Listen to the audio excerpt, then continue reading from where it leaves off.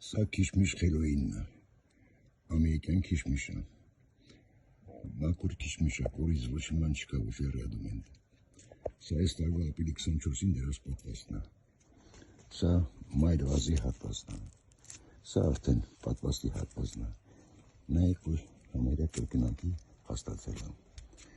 Այս ճյուղը գնում է մոտ 8-ից 10 մետր աճել է։ Ըստ ձեզ 8-ից 10 մետր աճած ճյուղը եկող տարի ծանրաբերին քանի կիլո բեր կատարել։ Խորհուրդ եմ տալի բոլորին պատվաստը դնել չորի վրա, առաջի անգամ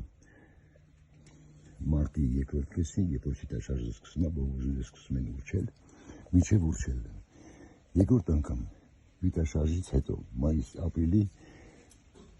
3-րդ տասնօրյակին, երրորդ անգամ դրվում է կանաչի վրա մայիսի 20-ին, բայց եթե եղանակը խախտվեց, ունենք մի շաբաթ հով եղավ, հաջորդ շաբաթը շոգ եղավ, չի կպնելու։ Խորհուրդ եմ տալիս նաև կանաչի վրա դնել 4 կտրոնով պատվաստ։